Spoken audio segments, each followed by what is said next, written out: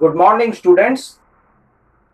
We are again back to our course Electrical Circuit Analysis EE301, and we will be continuing with our video lecture 4. So we had discussed last class about our lumped and distributed networks. Now we will be discussing about the ideal voltage source. Ideal voltage source. So the name ideal means that any sort of change should not be there. The voltage will remain constant. So a voltage source you can draw like this, and so what will be the output voltage? Suppose this is V, the output will be also V. And if this is the current, if we think that this is the current, and in the x-axis if the current is plot, and we will be getting for the output we will be getting the voltage as a straight line. So this sort of graphical representation and pictorial representation of an ideal voltage source. Now what is a practical voltage source?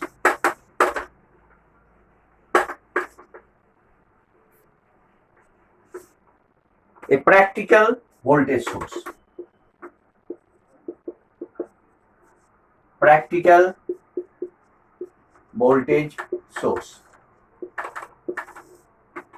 Practical voltage source, a source is there, some sort of resistance if it is connected. So what will be the output?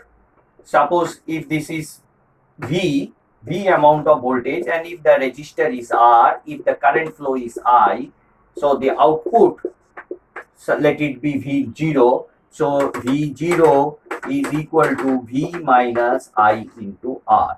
So now if we plot with the current, if this is the output scale, so instead of that straight line, it will be a little bit drooping characteristic.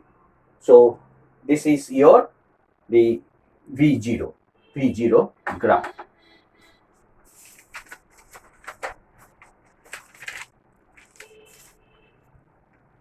Now, what are dependent sources? Now, this is the most important topic. There are two types of sources. One is independent sources, another is dependent sources. Now, independent sources. Independent. The name itself suggests that the sources, let it be a voltage source or a current source. A voltage source is denoted by DC like this, DC voltage source, and AC voltage source is denoted like this, and a current source, a DC current source is denoted like this, and AC current source is denoted like this. DC, AC, all are current sources,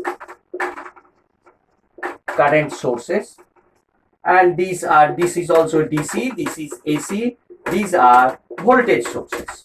Now all these are independent sources. All these are independent sources. Means they doesn't depend on any parameter. It doesn't depend on the elements, or it doesn't depend on the other current sources. It is itself supplying some amount of excitations. That sources are known as independent sources. Now what are dependent sources? That dependent sources are those sources which depend on somebody. Let it be it depends, maybe it dependent on a voltage, maybe it dependent on a current, like this. So dependent sources. In independent sources we have drawn the symbolic representation, and in dependent sources the symbolic representation is just like a rhombus. So here if it is 2V, now what is the amount of the current flowing here? What is the amount of the current? The magnitude of the current is 2V. Now what is V? V is a voltage source which is having a potential of V. So a like this, or it may be a, this one is V, like this, or it, so this value is V. Now whatever the current will be flowing, let it be 5 ohms, let it be a 10 ohms. So what is its value? Here the current, what is the amount of the current flowing? 2V. Now what, from where it is V? V is here. So this source is known as dependent current source. On which parameter it depends? It depends on which source it depends? It depends on the voltage source. You can see its value is, its magnitude is 2V, and it is dependent on this voltage source.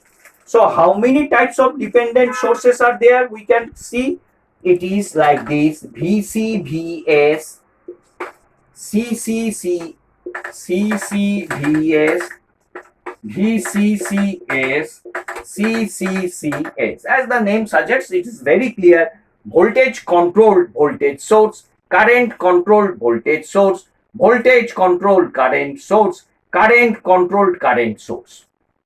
So these are the dependent sources, and the dependent sources are symbolically represented by this rhombus symbol.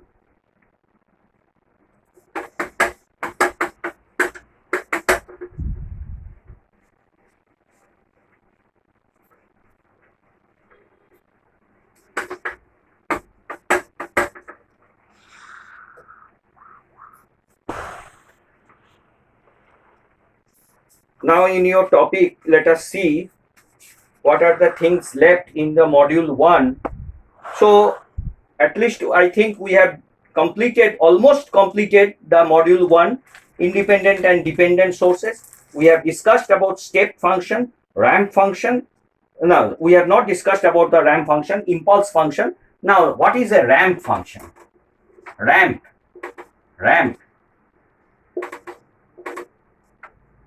We have seen that in escalators there is a ramp. That means we have to go like this. Now this angle is, let it be a theta. Now this is a time scale. This is a function f of t. So this, suppose this is a value is theta. Theta means how much angle it makes, that is theta. And so tan theta equals to k, and kt is the ramp function. Kt is the ramp function.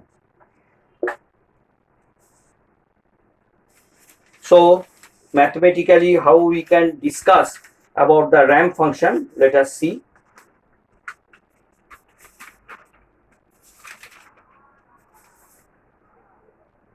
So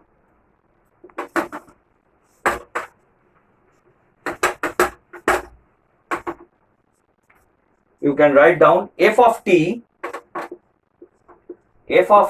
equals to 0 for t less than 0, and f of t equals to kt for t greater than or equal to 0. So what type of function is this one? This is the function. Obviously, what is the equation of this line? What is the equation of the line passing through the origin? That is k into t, y equals to mx. So this is the time scale. And what is the slope? What is the slope of this line?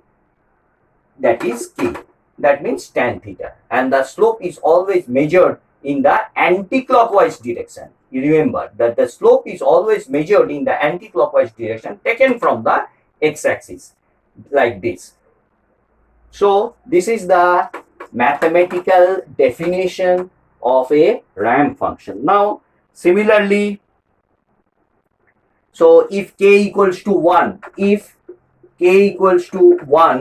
so what will be the this one? So this one will be k equals to 1. So what is the slope? Slope is 1.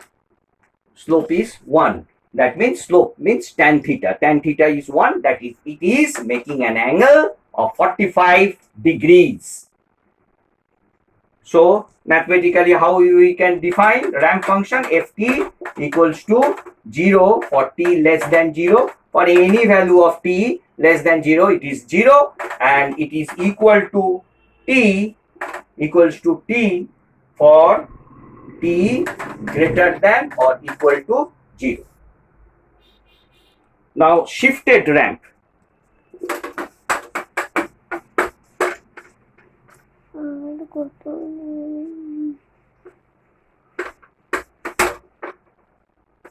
Shifted ramp.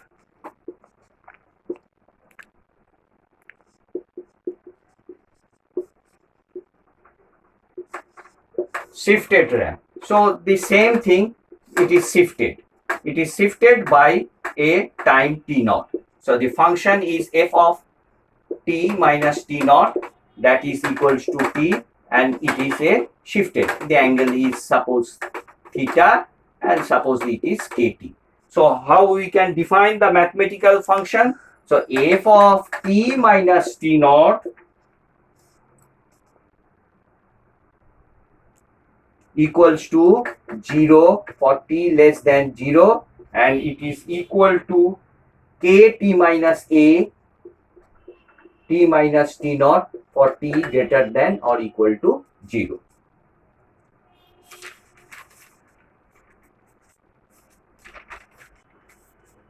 Okay, students, this is all about your lecture 4, and we will be meeting in the next class, and we will be doing some problems on step function and ramp function. Thank you, students.